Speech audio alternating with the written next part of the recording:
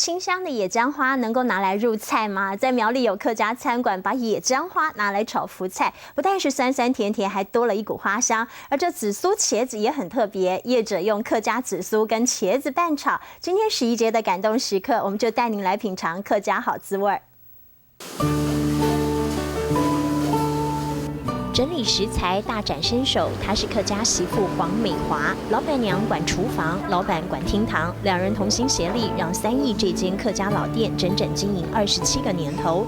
要做鸡肉吧，过会就要炒完要碎件了。很多人上门捧场，因为他们有着与众不同的客家料理，像是野姜花福菜就是招牌。我们的荷包笋红冬有生啦，有炸的。一朵一朵的野姜花是苗栗客庄的食材，加上客家阿婆的福菜，经过拌炒，花香、福菜香接连飘香。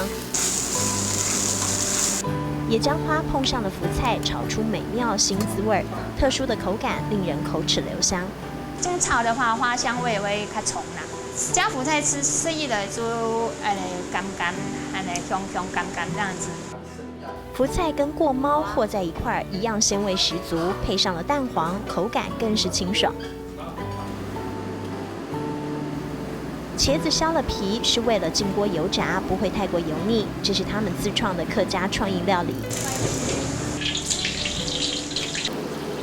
炸好的茄子再用客家紫苏入菜，慢火小炒。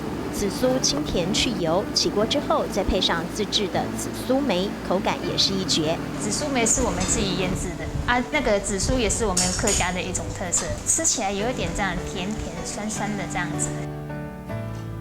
一道道客家料理上桌，不但加入客家常用的食材调味，过猫还有其他的蔬菜叶类，也都是山上爸妈自己种植的。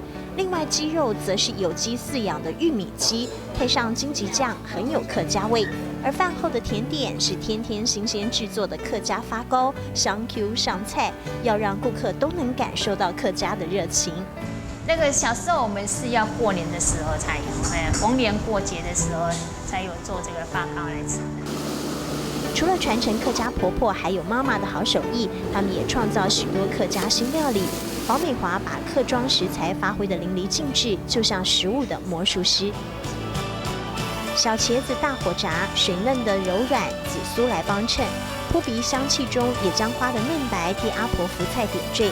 美食魔术秀在27年的客家餐馆里天天上演感动时刻。